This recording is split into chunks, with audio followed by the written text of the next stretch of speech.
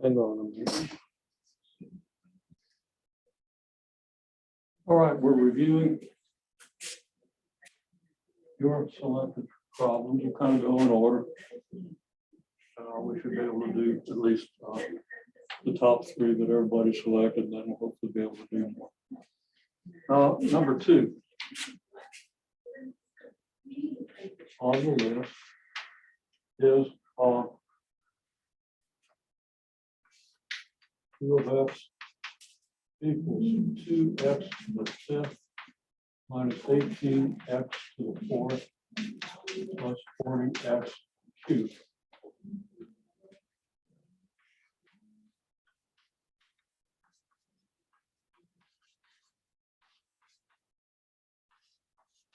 What are the q and x intercepts? Okay, well,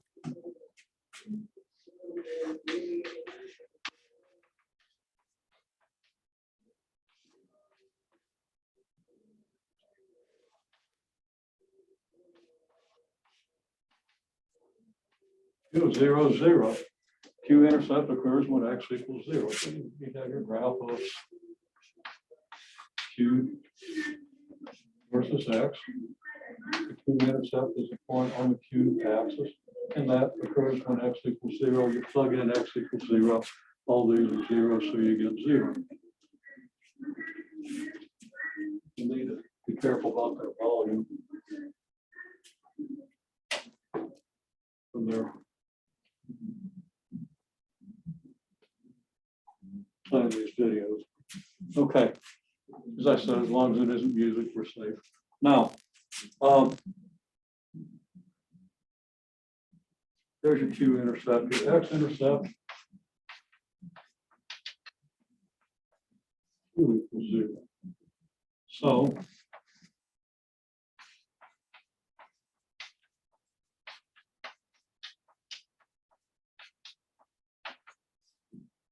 this expression has to be 0. How do you solve that? You begin by factoring.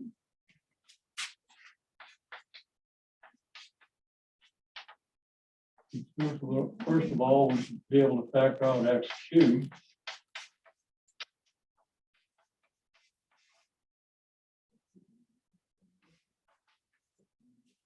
We have this. So x equals 0 would be a solution because 0 for x would give you 0. Of course, that doesn't add any information. That means the x-intercept is 0. We already knew that because the q-intercept also happens to be 0. But still, typically, you'll get more information by setting this equal to 0.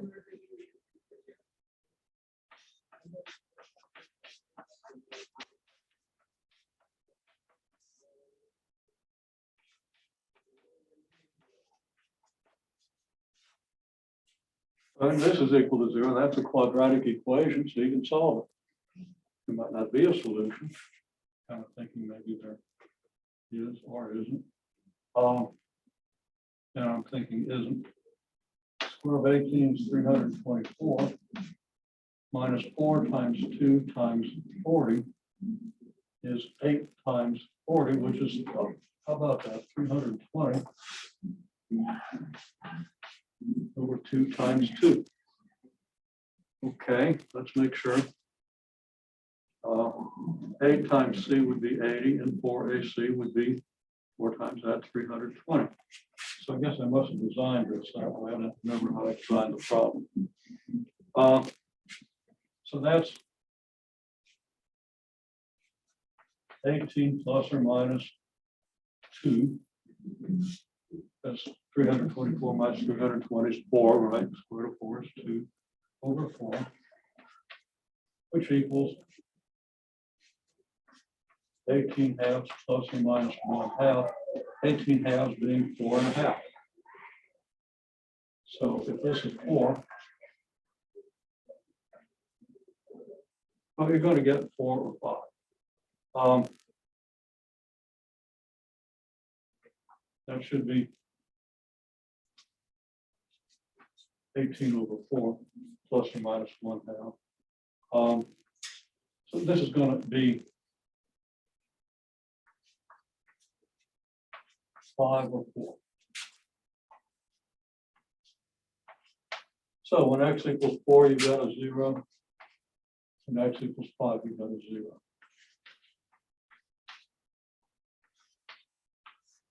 Now, it's not required that you actually graph this. I didn't ask you to graph the function. Lucky for you. Okay. But you can actually conjecture what the graph would look like. You might as well get a little extra mileage out of this. Now, this is all this problem is asking for, but there are other problems that might well ask you now construct a graph. Okay.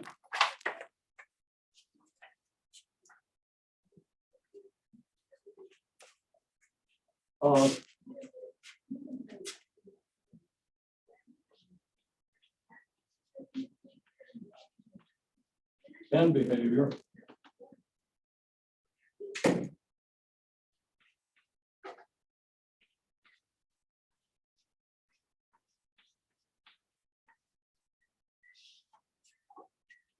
Just depends on 2x to the 5th. Okay, this is highest power term. It's the only one that matters when x gets really big. So 2x to the 5th, as x gets large and a positive number, is going to be positive.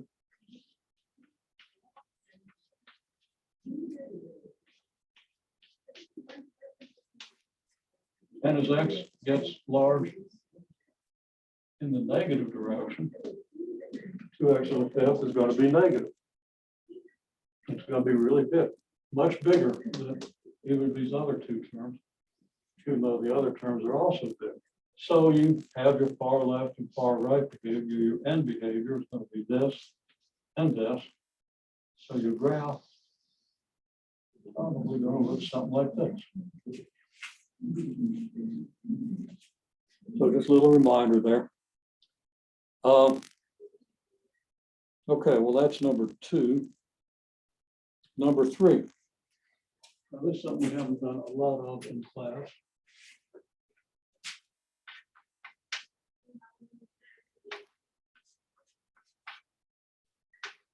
But you saw it in your homework.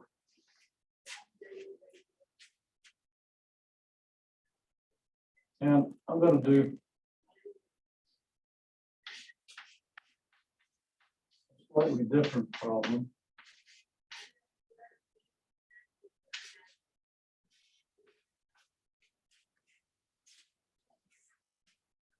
X minus 5 times x minus 3 greater than 25.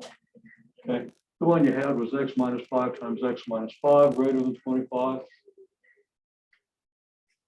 And that's a good problem, but this is a little more general. Well, you expand this.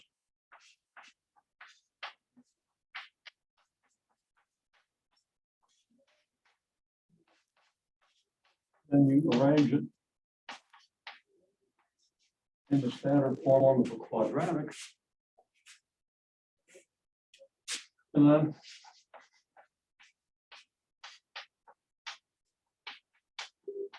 you graph x squared minus 8x minus 10, which you know how to do if you know how to graph quadratics.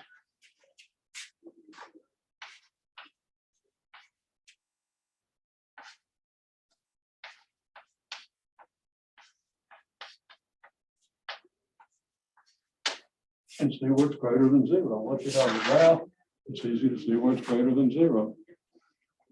Yeah, well,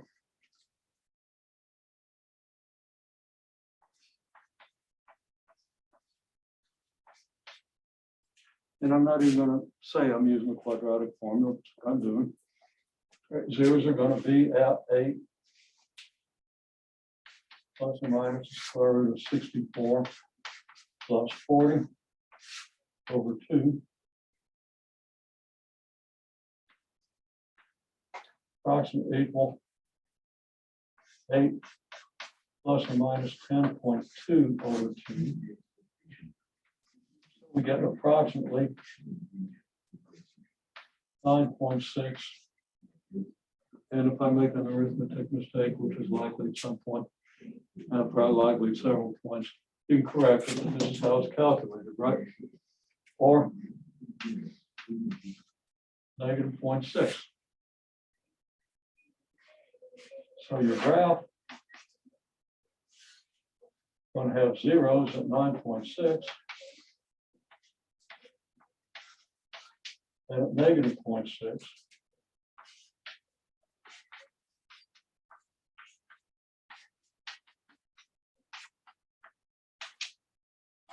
The vertex remembers that x equals negative b over 2a, which is just this over this, which is 4.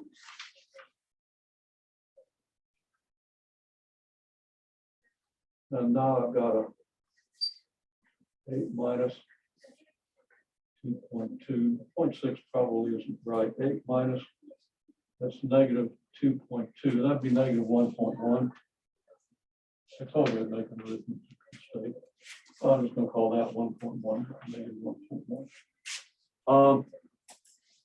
That's still not right. That's 18.2 over 2, that's 9.6. Negative 2.2 over 2 is negative 1.1. Average those out, you don't quite get 4. So there's something wrong. That's got to be right.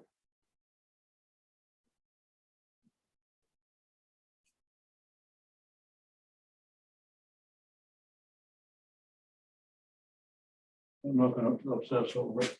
There's something wrong. One of these numbers is wrong. They've got to average out to 4.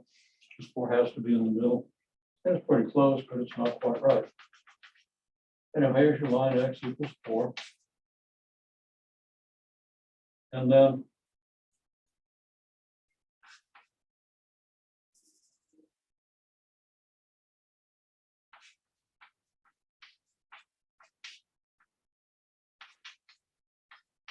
be careful, minus 8. Y equals x squared minus 8x minus 10 equals what? That's going to be 16. That's going to be minus 32 minus 42, which is negative 26.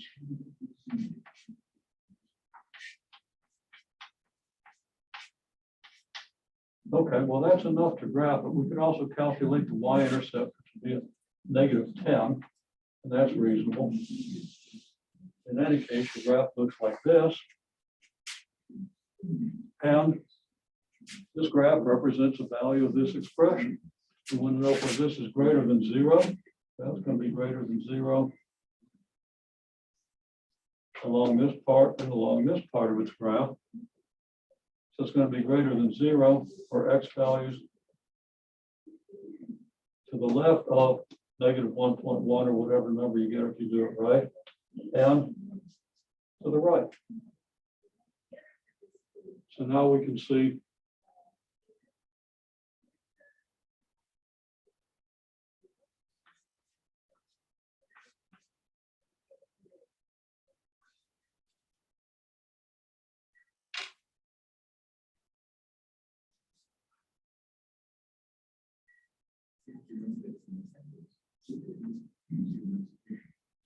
on the interval negative infinity, negative 1.1, and on the interval 9.6 infinity. So when you see something like this,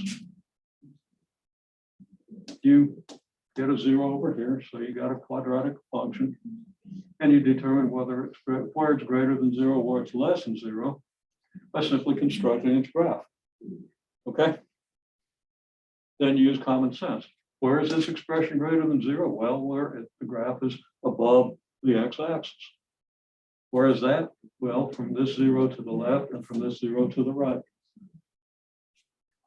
Now, sometimes the graph might be all the way above the axis. Okay? In which case, there'd be no solution. It would never be greater than anything. Now, that would happen if you had a negative sign over here, because, well, forget what I just said about a negative sign over here. If this is a big enough negative number, then it's not going to have a 0, but you don't have to worry about that. If it's upside down, then it's greater than 0, where it comes up above the axis. And if this was upside down, then it would just be between negative 1.1 and 9.6. Okay. So there we have kind of a synopsis of that one, and that really tells you, you know. Never mind. Okay, but we had 2 questions on that, but there it is. And you have a full series. There's 4 questions there. Okay. It could be less than something, okay, in which case you'd be looking at the part below the x-axis. So I had a less than there, but it'd be the same graph, but you'd be looking at this interval. If it's greater than or equal or less than or equal, then you have half closed interval. You have a bracket over here and a bracket over here. So that's pretty much it. You might review the open math on that. Okay, so we're going to skip on to number 23. This is where you're dividing 2 complex numbers, and that's a good question. I'm going to pause for a second, slap a little water on the board because we're probably going to need it.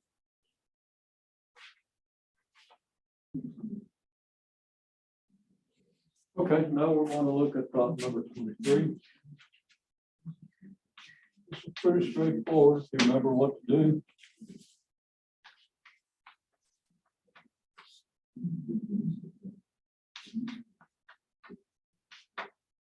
We want to express this as a single number, single complex number of the form A plus BI. So what we do is we multiply by the complex conjugate of the denominator.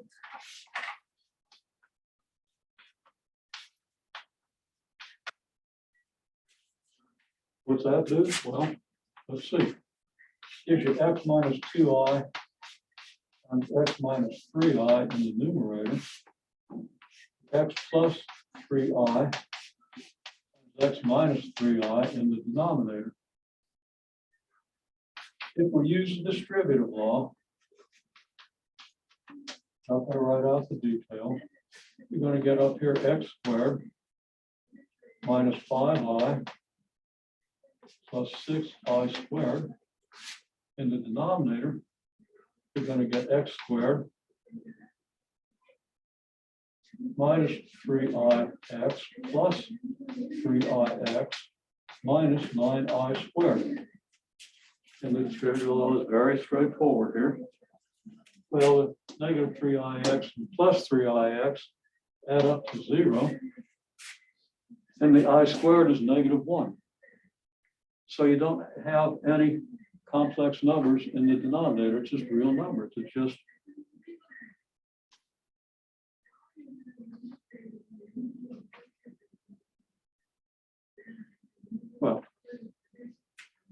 just x squared minus 9i squared, and I squared is negative 1, so that's going to be x squared plus 9.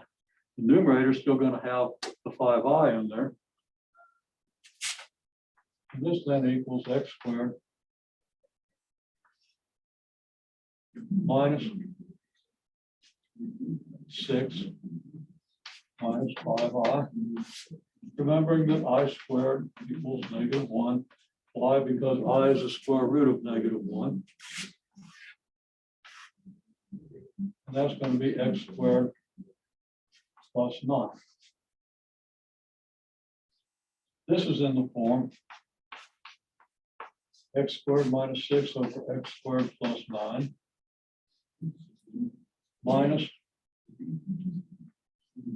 5 over x squared plus 9 times I, or A plus BI. So that's how you rationalize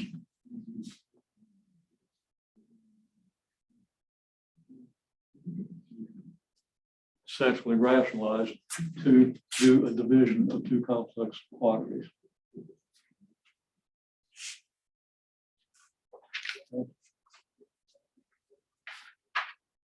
Now what's next? Skip all the way to 73, but there's another one in there. So number 39, I believe. Okay, number 39.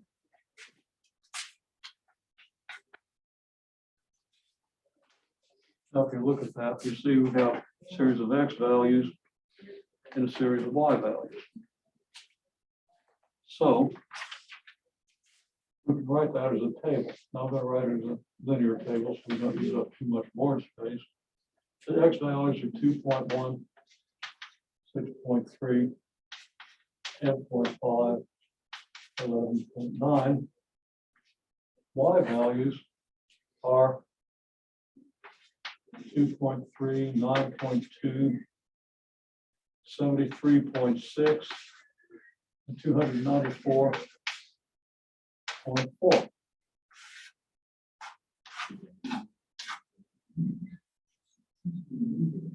Okay. If I graph these,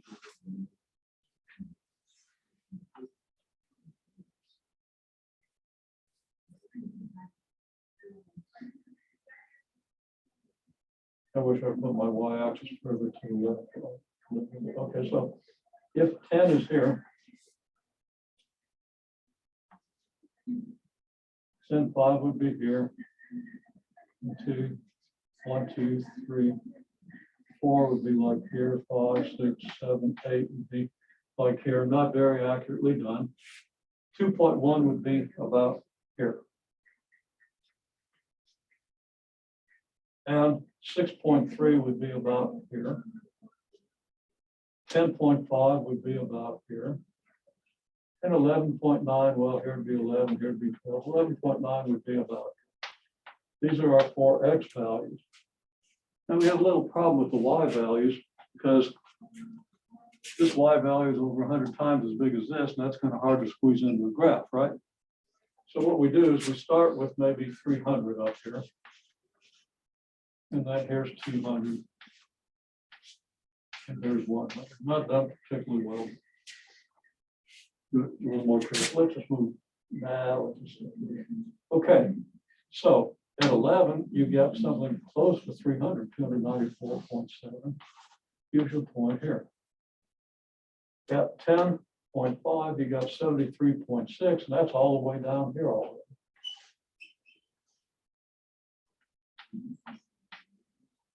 Then you've got 9.2, which is like a little less than 1/30th of 300, or less than 1/10 of 100. So 9.2 might be way down here. Okay, so we're going to have a point way down here, almost on the x-axis, and then a point here that's so close to the x-axis we can't even tell the difference. Okay, might as well almost be 0. Well, if we draw this graph, what do we see? Well,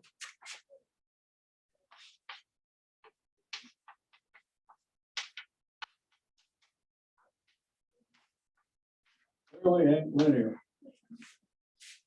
Okay. Now we said just choosing between linear and exponential. Between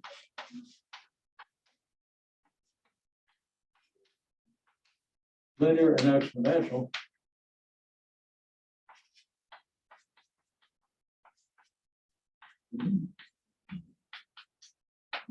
got to choose exponential. Okay. Now I'm going to give you a little more on this because it comes up in a later problem. I think there might have been a question on.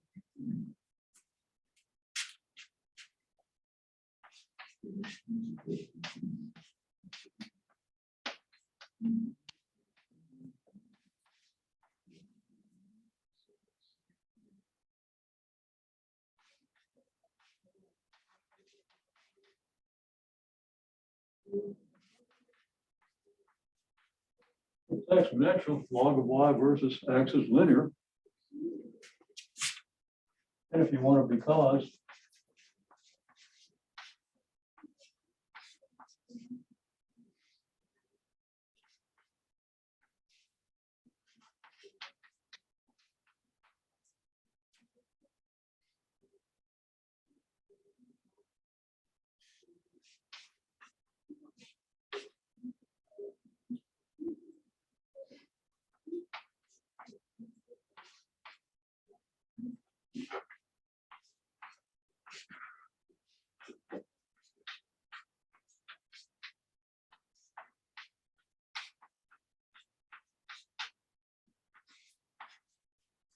Okay.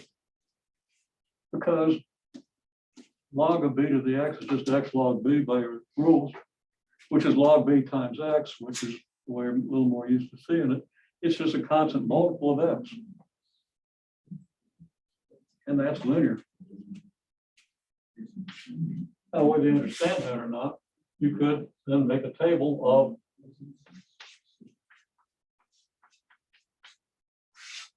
log of y versus x.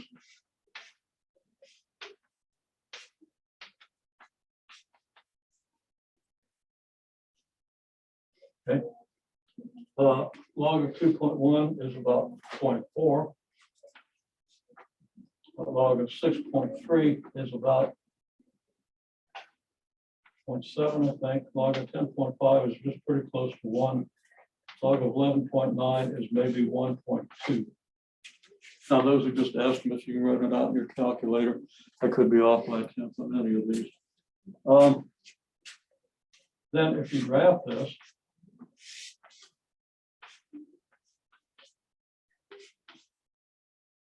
you got your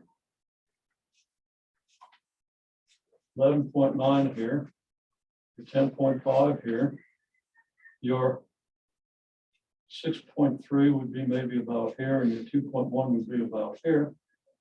And your values would be from 0.4 to 1.2. Just put 1.2 here, label the axis here. We can divide that in half, we get 0.6. And divide that in half, we get about 0.3.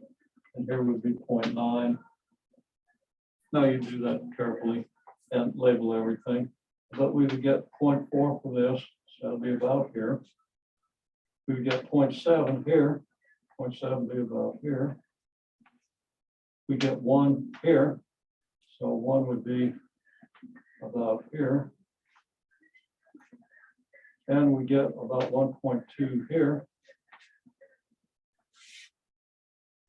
And a straight line works reasonably well, okay? And that, to the extent that this line is, to the extent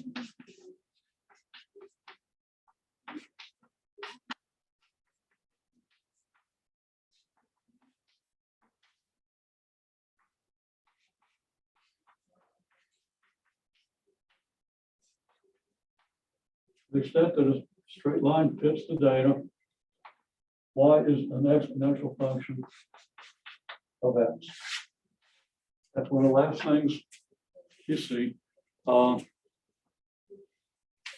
in maybe last assignment in chapter 4 before we move on to simultaneous equations and stuff. So there it is. Okay, that's an important idea and one that has applications over a wide variety of fields. Kind of important to understand that. Okay, number 72, 3, and 74 were chosen. They're very similar, just a little difference in the numbers. You use the same techniques. Number 73 has a positive number in front. Number 74 has a negative number in front, which makes it a little more complicated. So that's one we're going to do. But if you can do this one, then it's going to be easy to see what you do with the other one. Okay.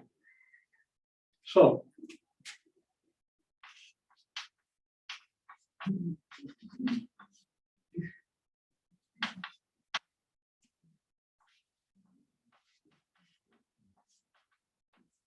start with a basic function, y equals log 2 of x. I'll make a note. It's inverse to 2 to the x. It's very easy to calculate, to sketch the graph. Okay. Then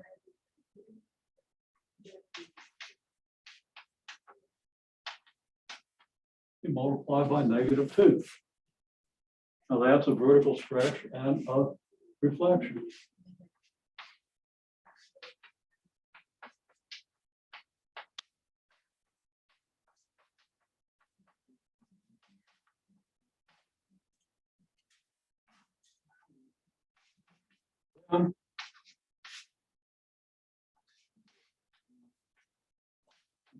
shifts. Yeah, out of that word. Okay, right? So we shift. Well, we're adding 1 to x. And let me back up just a little bit.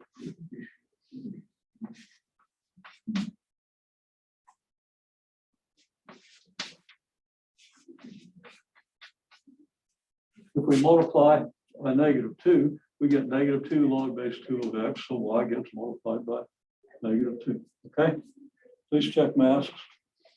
And then we do the shifts. Now there's a horizontal shift and a vertical shift. X has been replaced by x plus 1. That shifts things 1 unit in the negative x direction. And the plus 1 here raises it 1 unit because your y value will go up by 1 from doing this. So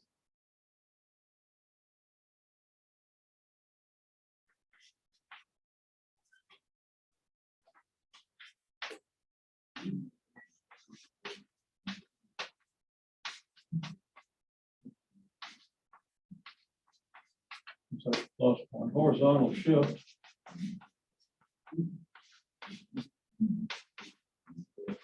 of -1 unit. And then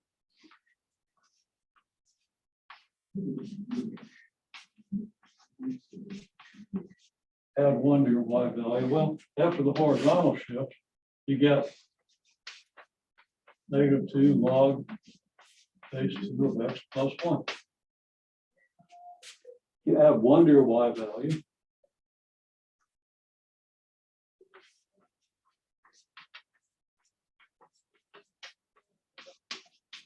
Shift of 1 unit. You get -2 log base 2 of x plus 1 plus 1, which is what you have, what you want. So how do you do this? You first sketch a graph of the log function.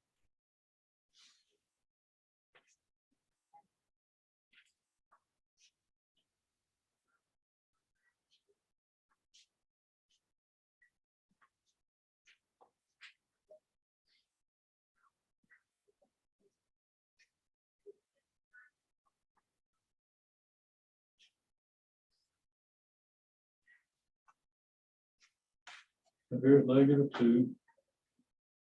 And up here is going to be +2. And your points are going to be as follows, and I'm not going to go into all the detail.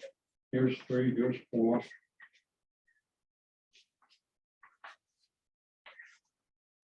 You get these points. This is your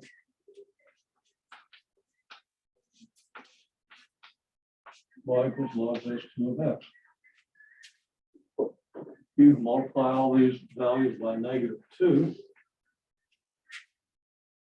So the -2, I have left myself room to goes all the way up to 4. 1 goes all the way up to -1 goes all the way up to 2. 0 stays where it is. Y value of 2 becomes a y value of -2. The y value of 4 comes well way down here. Okay. I'll just kind of squeeze it in there, but that's more exactly what it is. Okay. So now we have the graph of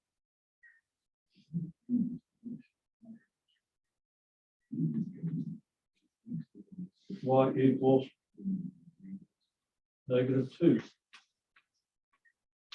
log base 2 of x. Because again, we multiplied every y value by -2. We kept the x value the same. Now we shift 1 unit to the left. That's what happens if we replace x by x plus 1. So now we shift 1 unit to the left. Let's see, 1 unit is this far. So this point's going to go over here. This point's going to come over to here. This point's going to come over to here. Fudging a little bit. The point really should be lower.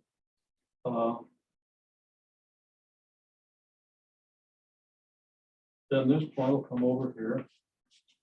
And this one will come over here. So now we've shifted 1 unit left.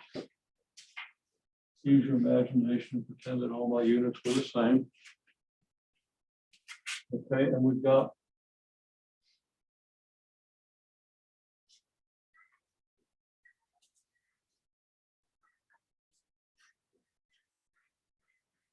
and I screwed it up already. Don't have a lot of room to write it. I didn't anticipate this very well.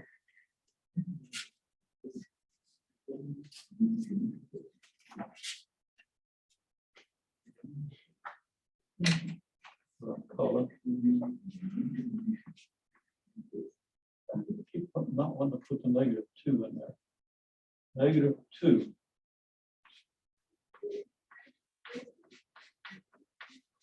Log base 2 of x plus 1. Probably can't read that if you're watching the video, but it says log base 2 of x plus 1. That's this. Okay. So that one is in blue. In the horizontal shift of 1 unit, -1 unit is there. This graph is in purple. And now, with bigger contrast, you've got to raise every 0.1 unit. So vertical shift of 1 unit. So we go up 1 unit. So that's about like so. Like so. Like so. Like so. And like so. And our points are, well, here they are. And here's the graph. This is our final function. No good place to label it, but I'm going to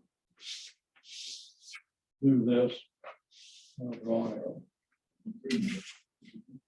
Well, that's generally the way we do graphs from basic functions. And of course, that's going to be important on the final.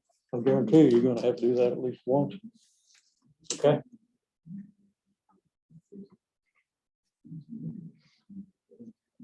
Okay.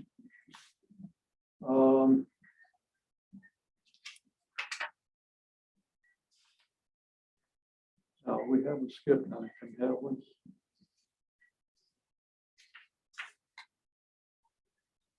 Okay, so we're looking at 80. If there's something before that. Well, 80 and 81 are again very similar problems. And it's very similar to the one I just did with the log of y versus x graph. Look at these numbers. Okay, number 81 has a bad number in it. It has 119.07 and then 119.07 again.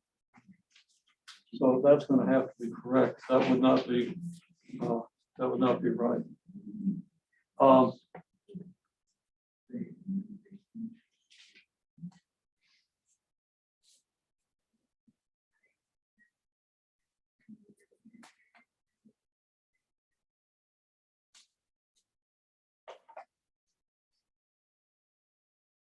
So I'm going to go with the numbers in number 80, but the process is the same. If the numbers in 81 are just wrong. So you have X values, just 3 of them. I don't want to work these out from the file. I don't want to take too long. And we can get this pretty well with 3 values. Now I'm going to change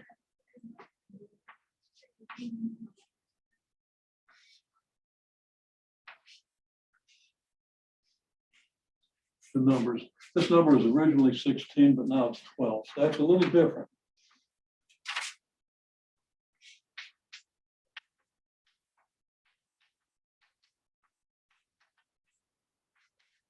But I want to show you how it works out.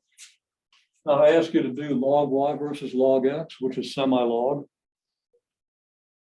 Okay. Sorry, log y versus log x is log y versus x is semi-log. That's what we did previously. And log versus log. Okay.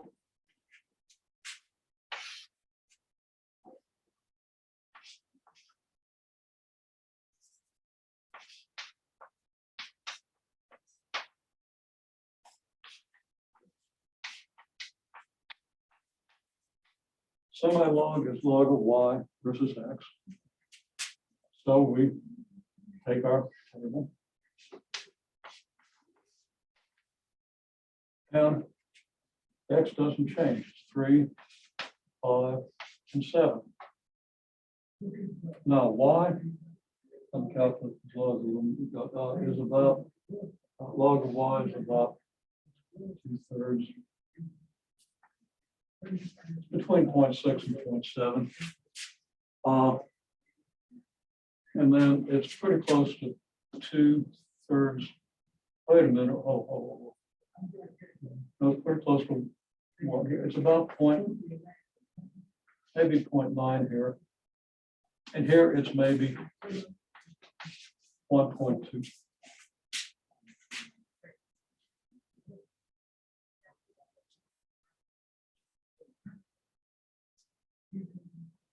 And it's not even that big. It's like, hold it.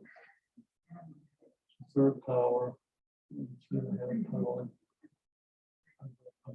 Yeah, I'm still getting something like 1.2. Okay, I'm gonna pretend that's right, although I don't have a lot of confidence. Kind of hard to do these accurately. There's some things I could remember if I was doing more of this. But we now make the graph.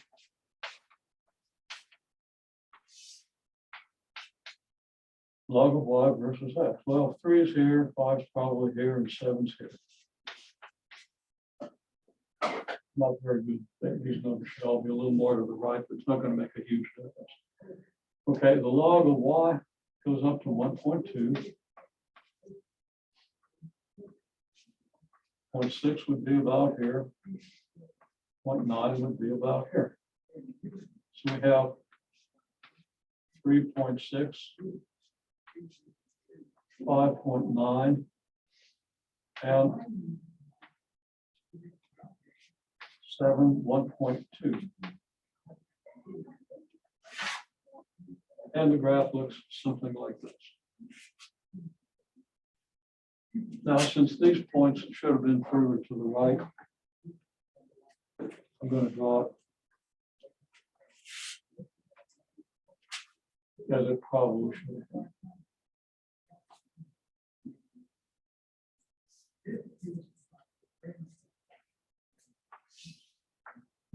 One, 2, 3. 1.6, 0.9. So be like here, here, and here. But this graph is too flat. Any flat graph is going to look like a straight line. So you're going to have a straight line. Okay. And you're going to get a y-intercept and an x-intercept. So this point is, let's say 0.80.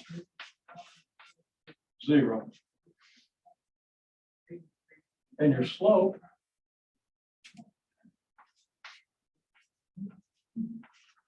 gets rise over run, do a fundamental triangle between this point and this point. You see the rise is 0.6 and the run is 6.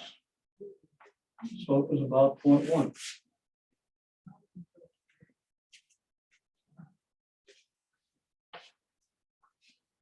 So log of y equals 0.1 x plus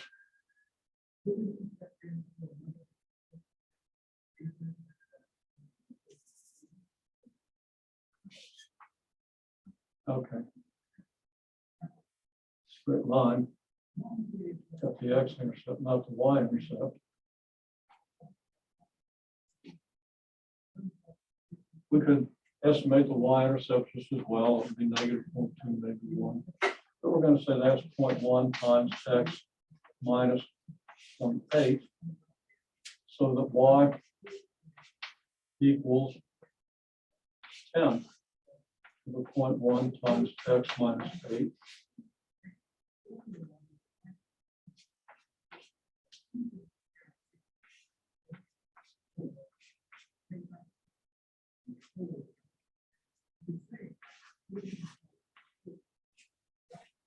Distribute through by the 0.1, you get this. This is 10 to the 0.1x times 10 to the negative 0.08.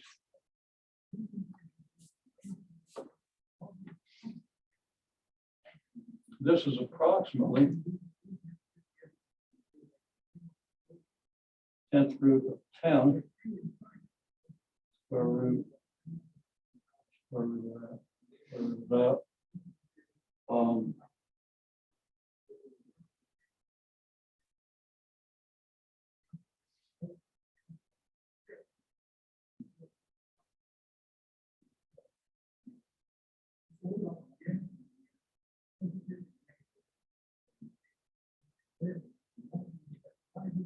I'm going to say maybe that's about 1.2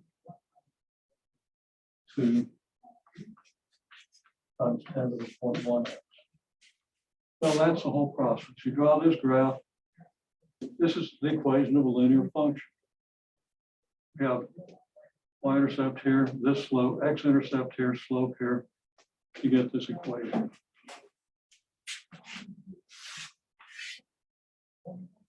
You look at how well these points fit the graph, and you go from there. If you do log y versus log x, which I don't have room to do here.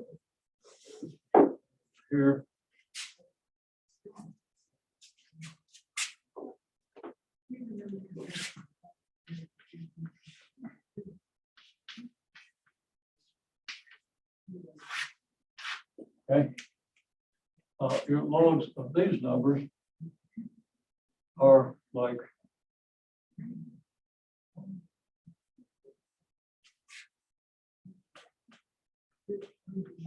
0.4,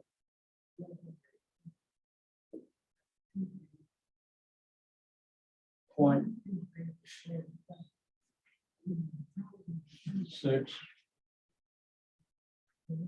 0.7. Those aren't accurate. Let's pretend those are the numbers, just so we can see the contrast. Then log y again is 0.6, 0.9, 1.2. Then your graph, without actually drawing it, is going to again look pretty much like a straight line. You're going to have points here, here, and then this point will be a little low. So it's not quite a straight line. And you can do the same thing. Your slope in this case would be your rise divided by your run, which is about 0.5. So your y-intercept is negative 0.2. So log y equals 0.5 log x minus 0.2. And that's what you would get from your graph. Now that's pretty much what open math tells you, except they say use your calculator to get that straight line. I say graph the dang points and estimate your straight line. Okay. Then to put this into standard form, or in the y versus x form, you do 10 to the log y, 10 to the 0.5 log x minus 0.2. 10 to the log y is y.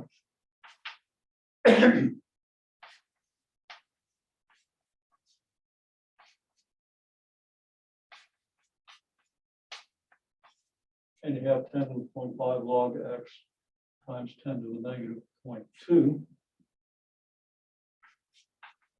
10 to the 0.5 log x is 10 to the log x raised to the 0.5. 10 to the negative 2 is about 0.3.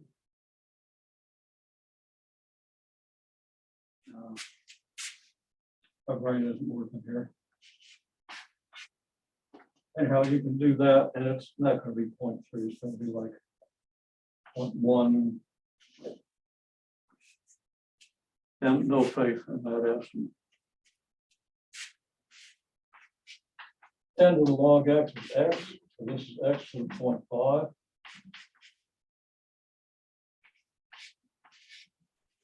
Times 0.13.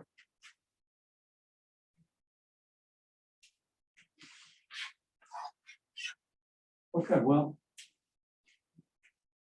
that's a process. If you can't do it, I probably won't penalize it too heavily. Depending on exactly what you do that's similar to what your book does, what open math does. If you get it, I'll reward it pretty heavily. Okay. Process is, as I say, the numbers aren't good. I'm just not doing good estimates today. Okay, well, let's see what the next problem on the list is. How are we doing? Yeah, we've got 15 minutes. I think we get through all 9 chosen problems. Okay, we've got 73, we've got 80. Looks like we've been through 8 of them. Maybe we can do a couple extras. If you see one on there you really want to do, let me know. Let's first look at 103. I believe is, no, 101, sorry.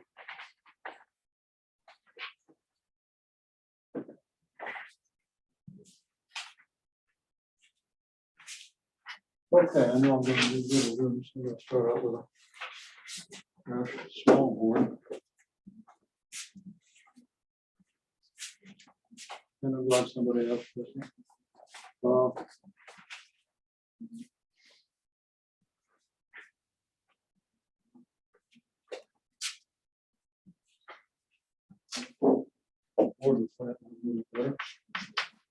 Okay. We've got y equals, where is it again? There it is.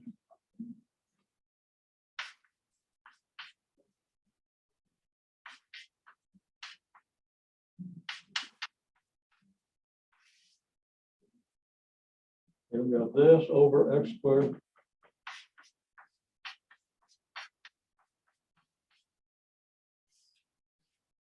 minus 4x plus 4. Rational function.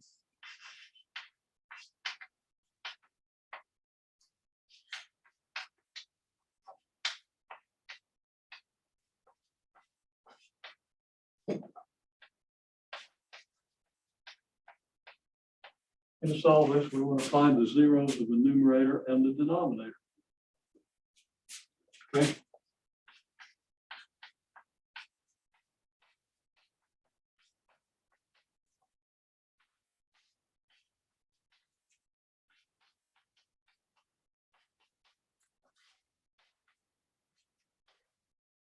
That's 168, 480, 504, I think.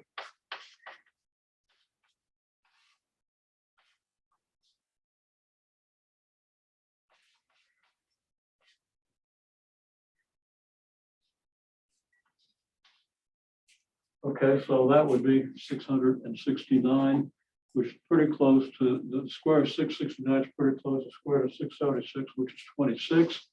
So it'd be like 13 plus 26, 13 minus 26.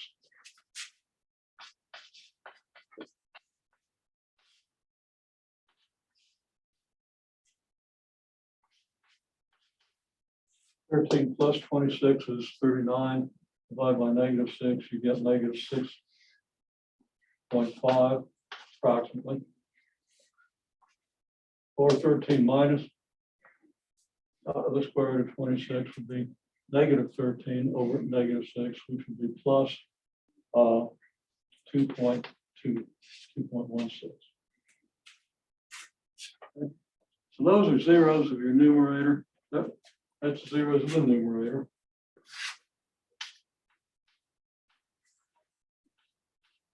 Make myself a note here for the numerator.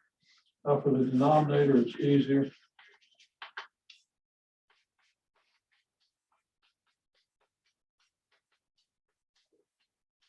Factor that. Now this numerator, if I did this correctly, doesn't factor.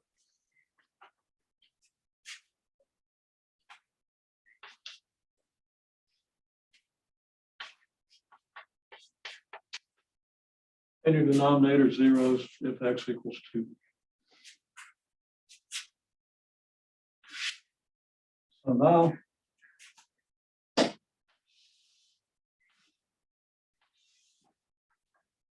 you can start sketching. You have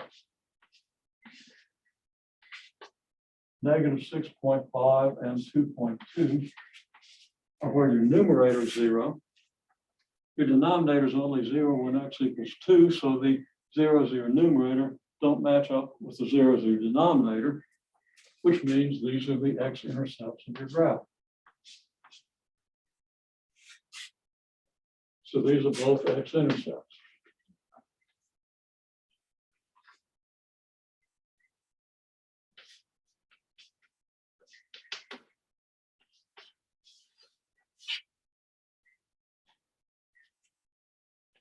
So I'll just put those in the purple.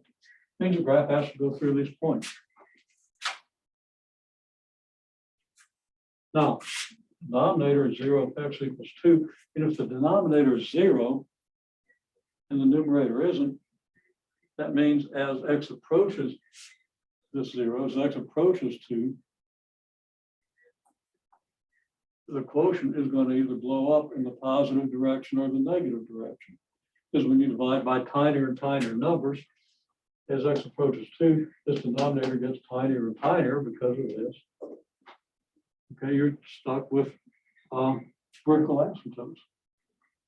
So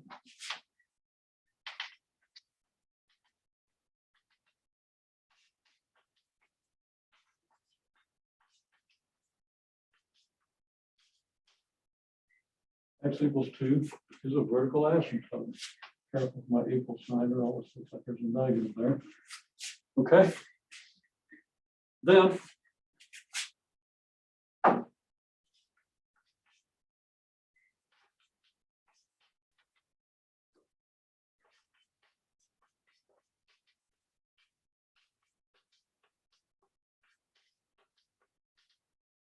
x equals 0, it's real easy to see that this gives you 0, this gives you 0, leaving you 42 in the numerator. This gives you 0, and this gives you 0, leaving you 4 in the denominator. And I don't know why I said 42 over 2. It's 42 over 4, which is not 21. It's half of that, 10.5. Okay. When I wrote the 2 and the 4, I just wanted to write a 2 in the denominator. Okay. So that's positive. So we have the y-intercept at, let's say, 10.5. So this is the point 0,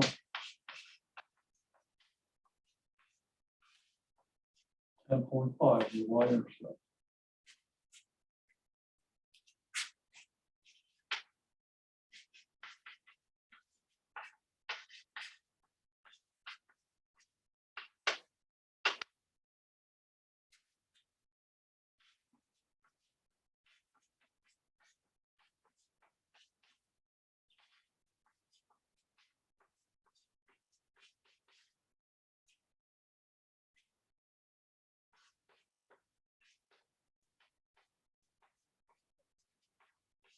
In this case, only your x squared terms matter. If you do a long division of the denominator into the numerator, you're going to get -3 plus something that goes to 0. And it's worth remembering that, thinking about it, taking note of it.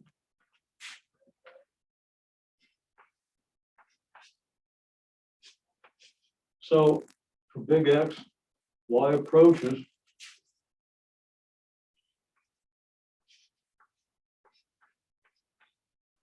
as x goes to infinity, which is hard to write down here low on the board, or as x goes to negative infinity, y goes to what?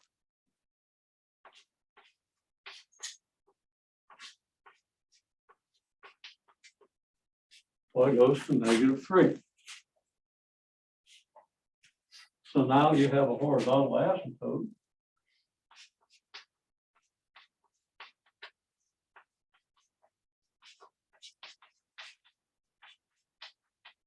Y equals -3.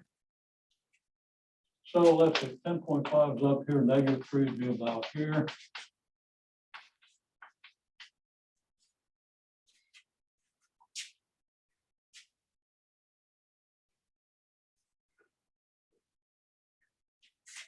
Now we can draw the graph. Well, it has to be close to -3 when you're way over this way. So y's got to come up from this line, go through here and go through here, and then be asymptotic to this line. Well, that does it. Satisfies all the conditions. It goes through the 0. It's asymptotic to the horizontal asymptote y equals -3 that arises because of this. Goes through the y-intercept, and then it's asymptotic to this vertical line. On the other side of the vertical line, now we could reason out whether it comes up from negative values and comes down from positive values, but the only way it's going to go through this point and be asymptotic to both this line and this line is for it to come down the vertical asymptote here and come over this way. Okay, well, again, open math using many examples of these. You've been through them, you've solved the problems, so hopefully you'll be in reasonably good shape on these problems. And you have asked for some of the more challenging problems, which means that you've got some sense of what's more challenging and what isn't. Okay, that's a good start. And of course, you've been doing good work in class. You really need to work through as many of these problems as possible. If you have a question, you're welcome to email me. I'll answer by email as best I can. And you're also welcome to come by next week. I'm going to have office hours that aren't yet posted. I'll email you when they are posted.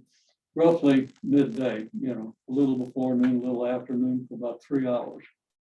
Okay, not 3 hours before noon and 3 hours afternoon, but about 3 hours total. Maybe between 11 and 2, maybe between 10 and 1, but probably more likely 11 to 2.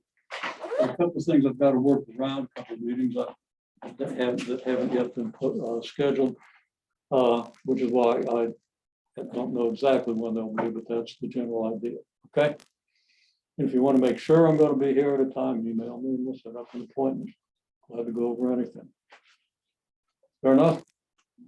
Okay, I think you all are doing some pretty good work. Put it all together. Get the whole semester to bring into one set of insights. You're going to carry into the exam and you're going to do real well. Okay, so good luck. Okay, one question came up is, when's the exam? It's next week. Be in the testing center all week. You just have to take it by the end of the week. I know that the testing center closes. Well, I'm not even going to say that. I think it closes at 5:30 on Friday, but check with them on their hours because they're sure to have it right. I'm pretty sure. Fair enough?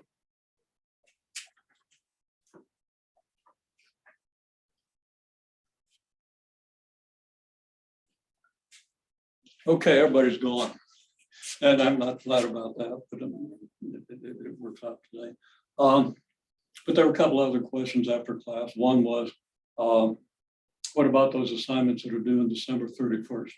Well, that's after the course is ended. I can't legally ask you to do them. I'm not even asking you to do them. I had to put them somewhere. So I just put them after the end of the course. And then I didn't clarify that, and I should have. So don't worry about those. And if you happen to do them, you might get some extra credit for it, but better spend your time preparing for the final. And then the other one, how many questions in the final? And I haven't sent out the sample finals because I'm in the middle of editing them. There are a couple of edits that I've discovered need to be made, one of which turned up on one of these problems where we had the same two numbers for y, and we're supposed to do something with it, and that shouldn't happen. So I'm kind of carefully going through the problems and making sure that stuff isn't there before I copy them and put them in the testing center. But there are 18 problems, give or take one. Okay, there are roughly 100 problems in the problem set. And of course, the numbers are different for different versions. But that's what you can expect. So I'm figuring, a 3-hour final exam, that gives you about 10 minutes per problem. Now, some problems go quicker than that, some problems will be a little bit longer, but that's the length you can expect. And I'm starting to lose my voice for no good reason, except I've been talking all day. Okay, well, good luck.